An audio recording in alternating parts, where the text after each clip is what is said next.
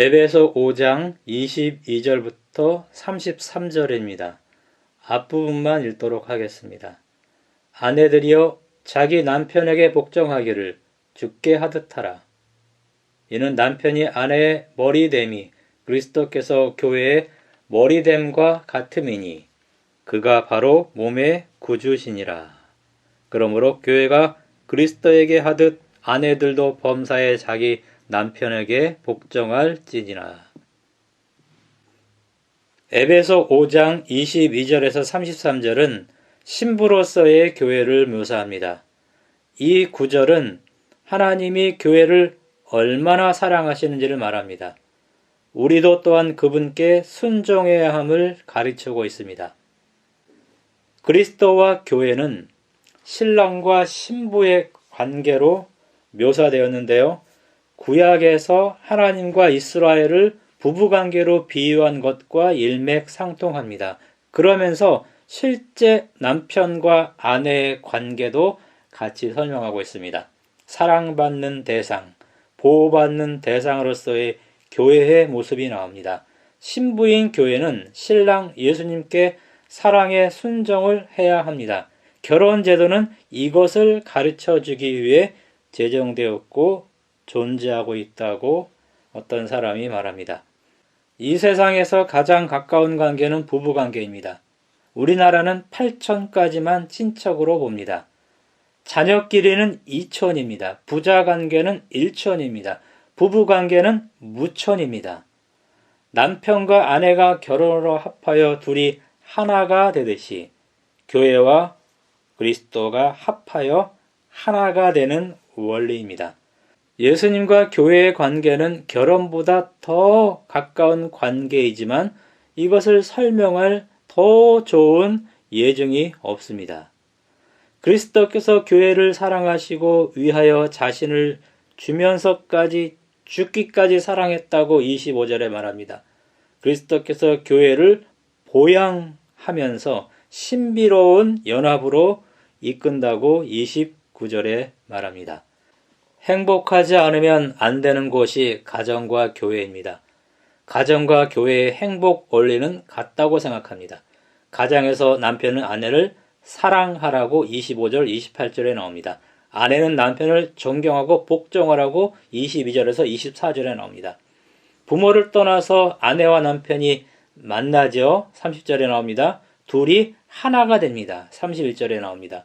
교회도 세상을 떠나서 예수님을 만나서 둘이 하나가 되어야 한다는 사실을 결혼으로 바울이 보여준 것입니다. 요즘 어르신들이 젊은 부부들에게 이렇게 말합니다. 자고로 남자는 아내 말을 잘 들어야 가정이 평안하다 이렇게 말하면서 성경과 거꾸로 교훈하는 것처럼 보입니다. 여자 나름이고 남자 나름이겠지만은 일반적으로 회사를 그만두거나 이직을 하거나 사업을 시작할 때, 집을 살 때 등 아주 중요한 순간에는 아내의 말을 잘 들어야 한다는 말이 있습니다. 남편이 아내 말을 듣지 않아서 잘못되는 경우들이 허다하기 때문입니다. 바울은 에베소서에서 남자가 군림하고 여성이 억압당하는 가부장제의 지배를 말하는 것 같지만 21절에 보면은 피차 복종하라라는 말도 했습니다. 아내만 아니라 남편도 아내에게 복종하라라는 말입니다. 그리고 여기서 복종하다라는 헬라어 단어는 지지하고 받들고 힘을 북돋아 준다라는 뜻입니다. 굴종이 아니에요. 옹호하고 지지하는 뜻을 내포하고 있습니다. 당시 로마의 가정은 부부, 자녀, 종들로 구성되었고 여기서 상호 복종을 바울이 강조하고 있습니다. 창세기 3장 16절 공동 번역은 이렇습니다. 남편을 마음대로 주무르고 싶겠지만 도리어 남편의 손아귀에 들리라.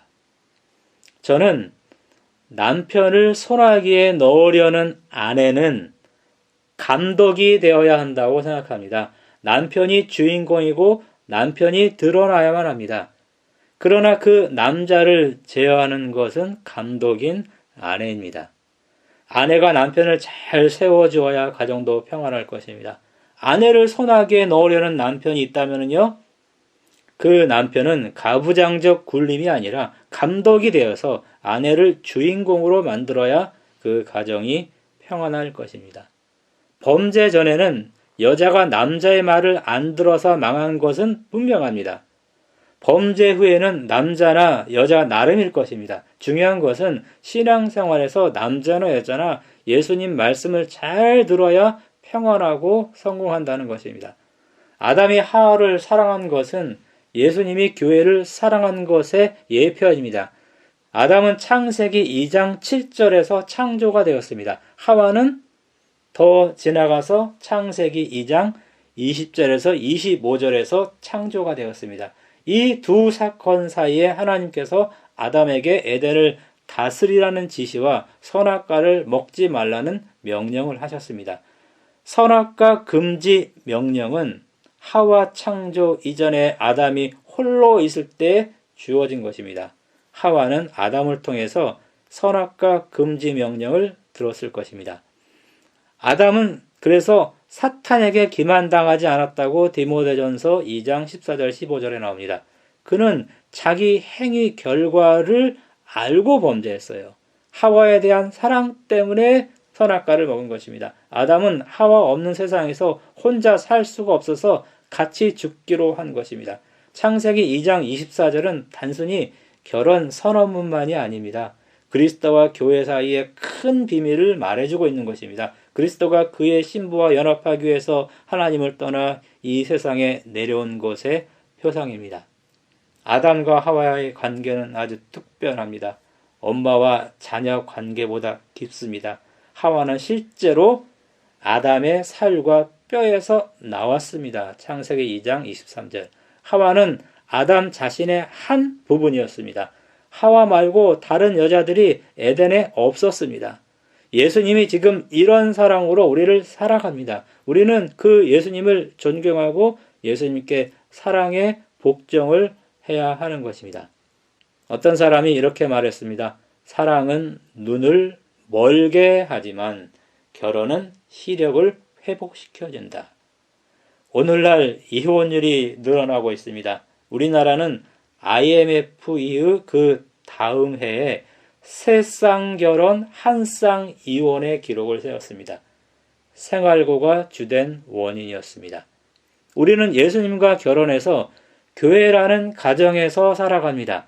시력을 되찾아 예수님을 더 사랑해야 하는 것이 정상입니다. 찬미가의 가사처럼 내비록 산과 들이나 혹 초막 속에 고아도 내 주를 모신 곳이면 그것이 천국 되더라 라고 우리는 찬송해야 합니다. 결혼 후에 시력을 되찾은 사람들이 사랑이 없어져도 정으로 사는 경우가 많아요. 또는 아이들 때문에 살기도 합니다. 마찬가지로 우리가 정으로 교회 다닐 수 있고요. 내가 낳은 새 신자 때문에 교회에 나올 수 있어요. 그러다 보면 사랑이 생기기도 하는 것입니다. 부족한 것은 우리에게 있기 때문입니다. 신랑 예수님은 완전하고 불완전한 우리를 끝까지 살아가면서 우리와 함께 살기를 원합니다. 그리고 결국 그분의 신부인 우리를 5장 26절 27절에 있는 것처럼 이는 곧 물로 씻어 말씀으로 깨끗하게 하사 거룩하게 하시고 자기 앞에 영광스러운 교회로 세우사 티나 주름 잡힌 것이나 이런 것들이 없이 거룩하고 흠이 없게 하려 하심이라. 이 말씀처럼 이렇게 만들어집니다. 감독 예수께서 우리를 이렇게 주인공으로 만들어줄 것입니다. 우리는 감독의 말을 잘 듣고 따라야만 합니다. 다른 말로 감독에게 복종해야 합니다. 22절, 24절에 나옵니다. 고린도전서 11장 2절에 보면은 전도는 중매입니다. 그리스도인은 중매쟁이입니다. 중매가 얼마나 힘든가요? 조건을 따져야 하기 때문입니다. 전도가 얼마나 힘든가요?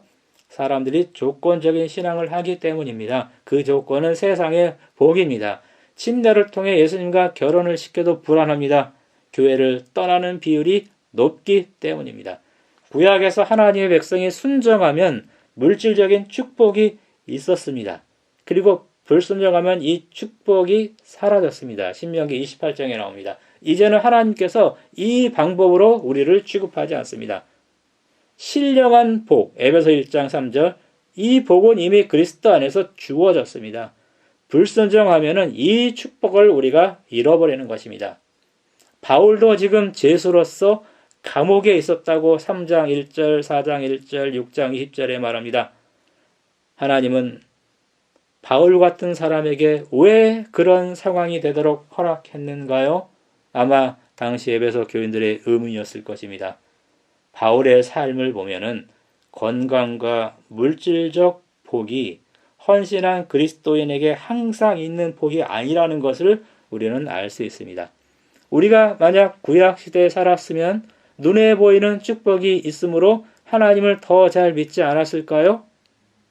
지금이 구약시대라면 여러분은 지금보다 더 부자이고 더 건강하고 물론 상대적인 삶이겠죠. 더 나은 삶을 살 수도 있었을 것입니다. 그러나 신앙은 지금과 같거나 더 나빠졌을 것입니다.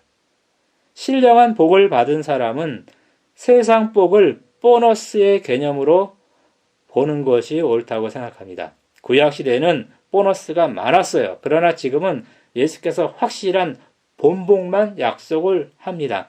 바울은 보너스를 받지 못한 사람 중 하나입니다.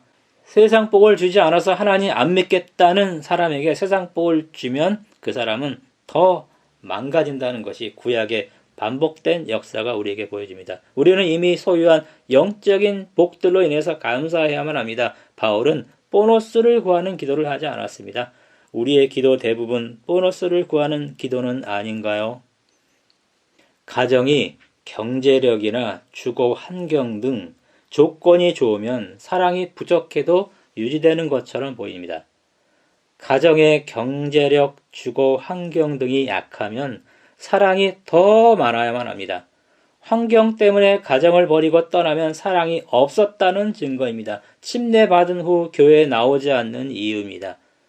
우리를 사랑하는 예수님을 거부하고 교회라는 가정을 이탈하면 안 되는 것입니다.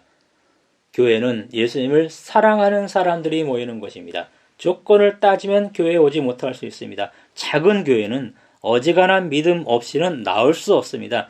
대형 교회에 나가는 사람들보다 믿음이 더 많지 않고는 나올 수 없을 수도 있습니다. 믿음이 적은 분은 대형 교회에 가는 것이 더 나을지도 모릅니다.